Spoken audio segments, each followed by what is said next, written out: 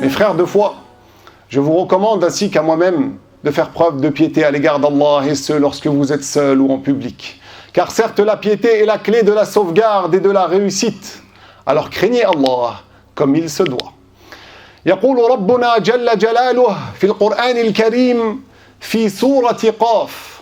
Allah, glorifié soit-il, nous dit dans le Saint-Coran, plus précisément dans Surat Qaf, ما يلفظ من قول إلا لديه رقيب عتيد. Ce verset veut dire, il ne prononce pas une parole sans qu'il y ait auprès de lui رقيب عتيد. فإن الله عز وجل جعل بقرب كل واحد منا ملكين يكتبان ما نتلفظ به يوميا. Certes, Allah a fait qu'il y ait à côté de nous deux anges qui s'appellent Raqib et Atid, qui notent tout ce qu'on dit au quotidien.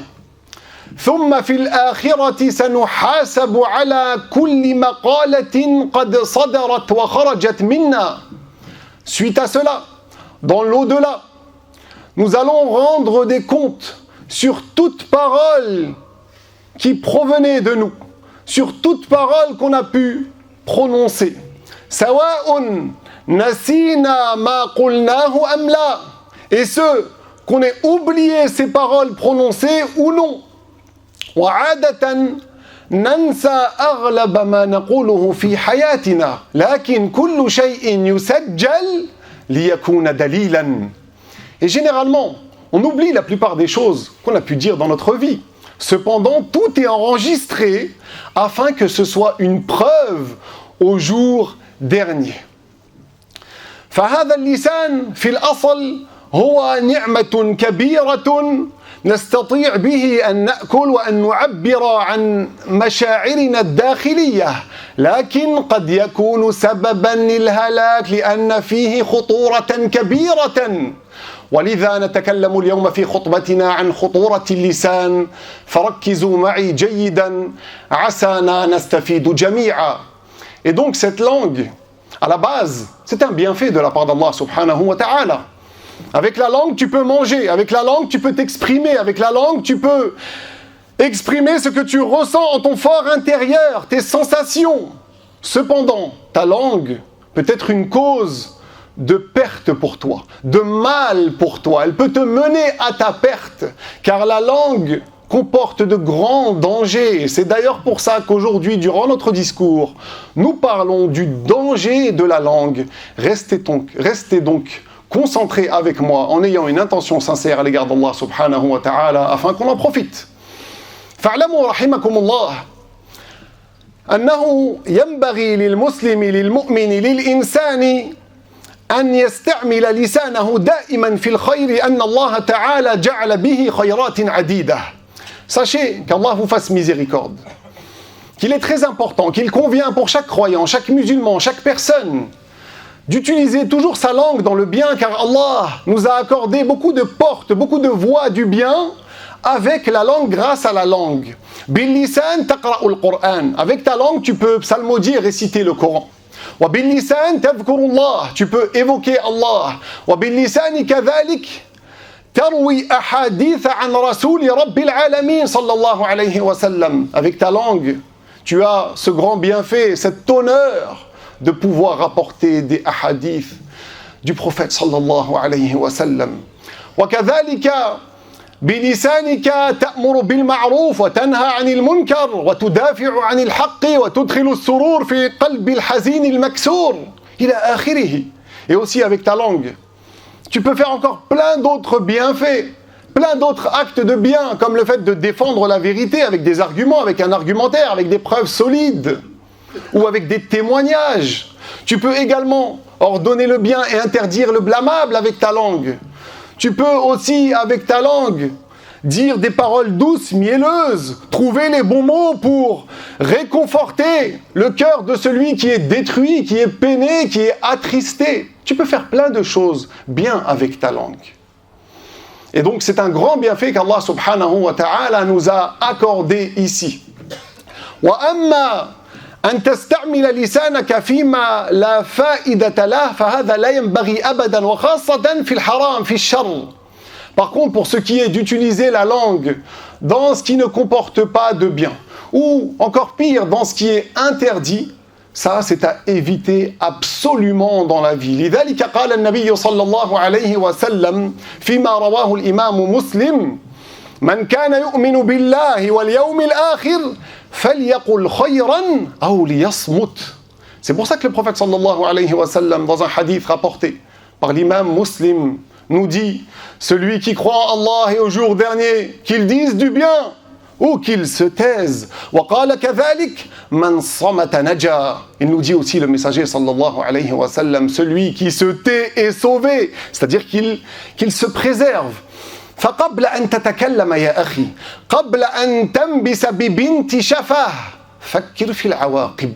Et donc mon frère, avant de parler, avant de bouger tes lèvres, réfléchis, pense aux conséquences. هل هذا الكلام سيفيدك أم سيضرك? Est-ce que ces paroles que tu vas prononcer vont te profiter ou te nuire?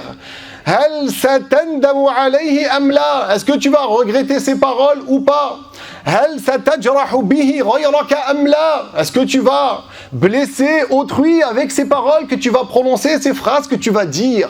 وخاصة أن بعض الكلام لا ينسى أبدا ولو بعد سنين. Surtout qu'il y a certaines paroles, certaines phrases qu'on n'oublie jamais.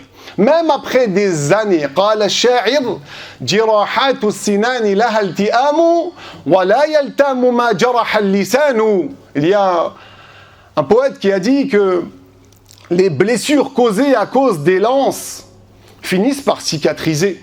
Alors qu'il y a certaines paroles qui causent des blessures qui ne se referment pas. بعض الرجال والنساء يبدو في الظاهر قويا جدا لكن هذا في الظاهر في الحقيقة يخفي في داخله في صدره قلبا رقيقا قلبا ضعيفا قد يكسر بكلمة فانتقي كلماتك بعناية لأن بعض الجراح لا ترى. Des fois, on voit des hommes et des femmes qui ont l'air d'être forts. D'apparence, ils sont solides, ils sont forts.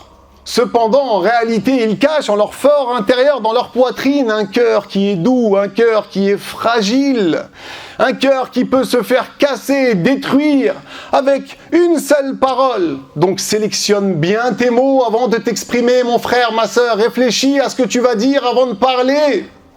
Sélectionne tout ça avec prudence, parce qu'il y a certaines blessures qui ne sont pas visibles. ثم لا تنسى أن هذا اللسان الذي هو عبارة عن قطعة صغيرة من اللحم قد يوصلك إلى النار. Ensuite, rappelle-toi bien que cette langue, qui est un petit morceau de chair, elle peut te mener en enfer. النبي صلى الله عليه وسلم مرة كان مع الصحابي الجليل معاذ بن جبل في سفر والنبي عليه الصلاة والسلام كان ينصحه. Une fois, le prophète sallallahu alayhi wa sallam était dans un voyage avec son compagnon, Mu'adh, fils de Jabal. Et le prophète sallallahu alayhi wa sallam conseillait son compagnon. Le prophète veut le bien pour son prochain. Le prophète donne des informations utiles à ses compagnons. ثم النبي صلى الله عليه وسلم أخذ بلسانه وقال له كف عليك هذا. Suite à cela, à la fin, le prophète sallallahu alayhi wa sallam prend sa langue et dit à son compagnon Mu'adh ibn Jabal, retiens celle-ci, c'est-à-dire retiens ta langue. فتعجب معاذ وقال له يا نبي الله وإنا لمؤاخذون بما نتكلم به. Et là, Mu'adh s'étonne et s'adresse au messager sallallahu alayhi wa sallam en lui disant, ô prophète d'Allah, et on sera réprimandé, on va rendre des comptes sur ce qu'on dit, sur ce qu'on dit. فالنبي عليه الصلاة والسلام قال له ثكلتك أمك يا معاذ أي انتبه. Et là le prophète عليه الصلاة والسلام dit à Mu'adh, fais attention Mu'adh, reste concentré. وهل يكب الناس في النار على وجوههم أو على مناخرهم إلا حصائد ألسنتهم. Le prophète lui dit, et est-ce que les gens seront jetés en enfer sur leur visage ou sur leur nez, si ce n'est à cause des récoltes de leur langue, de leurs paroles? وللأسف الشديد كم من الناس اليوم يكفرون بلسانهم والعياذ بالله يسبون الله يسبون النبي صلى الله عليه وسلم عند الانزعاج عند الغضب وهذا كفر مخرج من الملة من يقع في هذا عليه أن يرجع إلى الإسلام بالنطق بالشهادتين وليس بقول أستغفر الله كما يفعله البعض لا يأتي بالشهادة وبعد ذلك يستغفر إن شاء.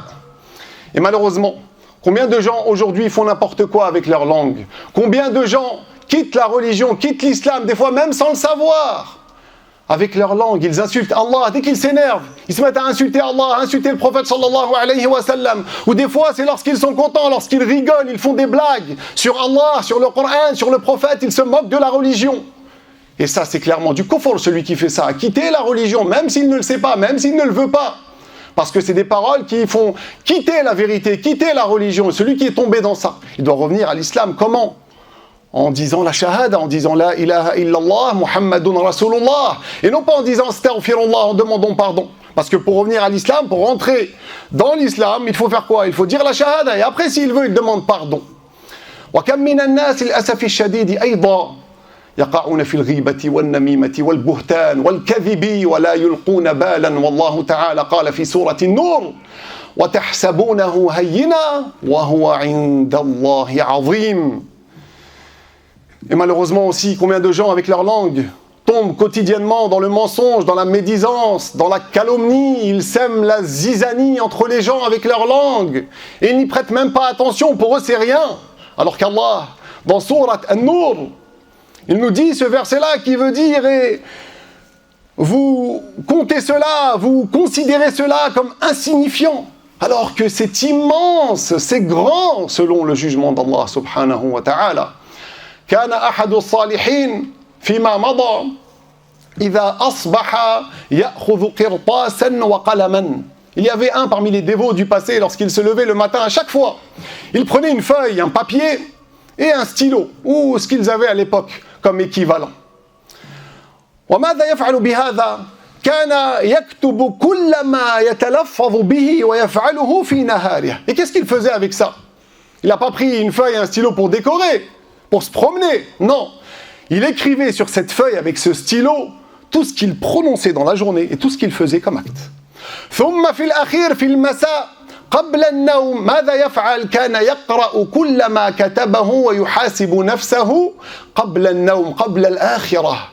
Ensuite, qu'est-ce qu'il faisait? À la fin de la journée, avant de dormir, il reprenait sa feuille et il lisait. Il regardait tout ce qu'il avait dit, tout ce qu'il avait fait dans la journée et il se rendait des comptes. S'il voyait qu'il y avait une erreur, s'il voyait qu'il y avait un manquement, il a dépassé des limites, il est tombé dans le haram, il se repent immédiatement, il se rattrape.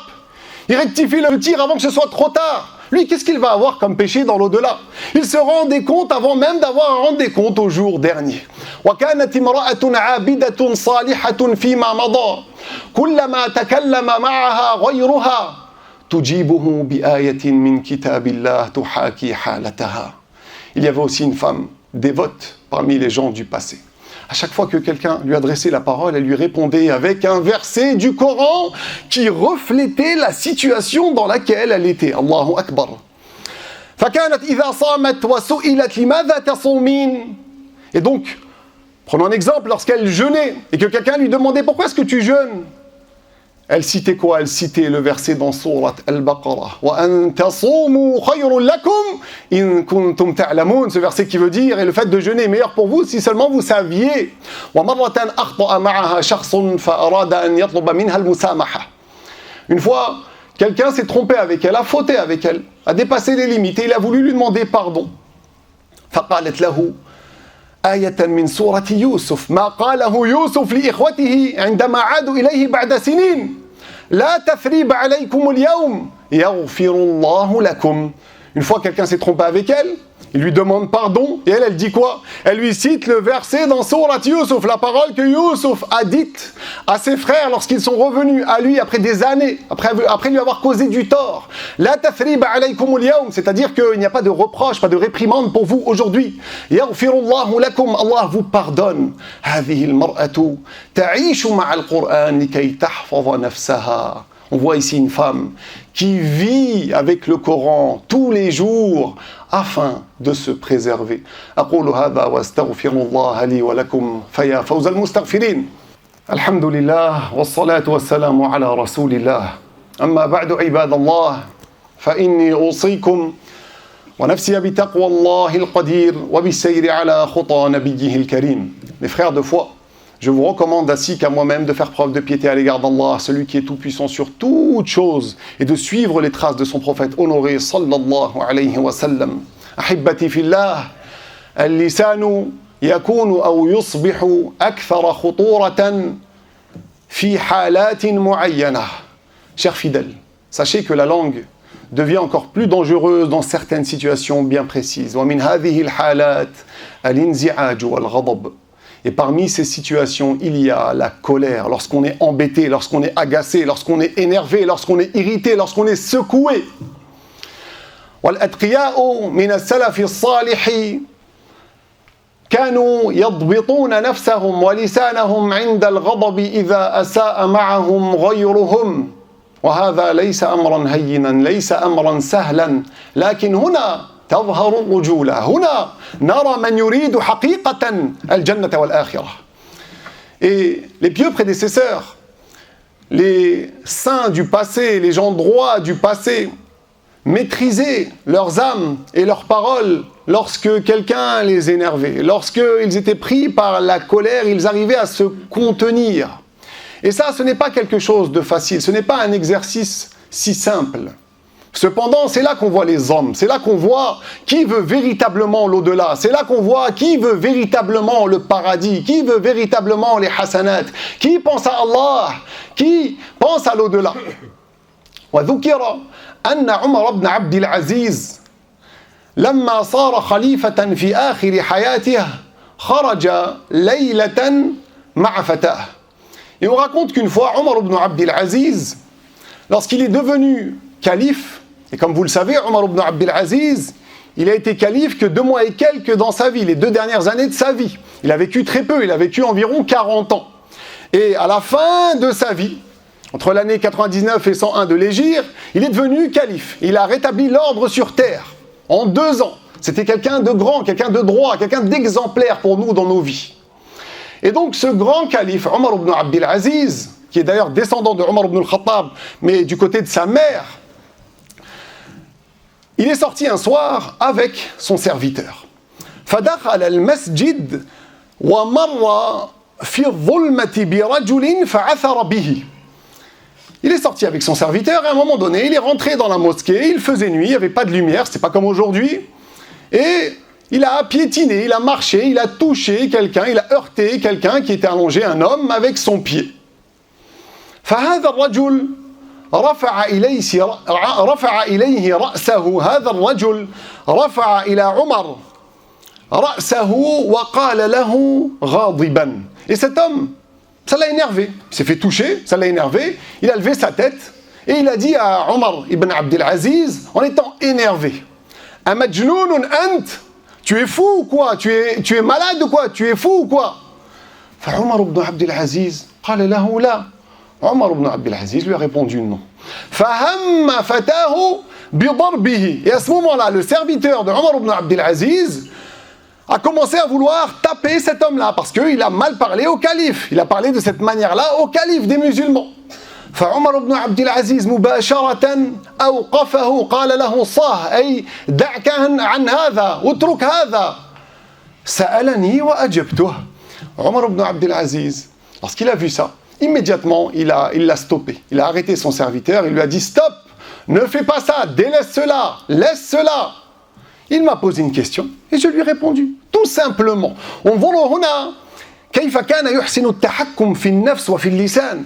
Regardez ici la maîtrise de soi, la maîtrise de la langue, le self-control. وهو أمير المؤمنين, c'est l'émir des croyants. Et malgré ça, il ne s'est pas énervé. L'autre, il lui a mal parlé, il s'est énervé contre lui. Il lui a dit, est-ce que t'es fou? Alors que c'est l'émir des croyants. C'est un grand saint.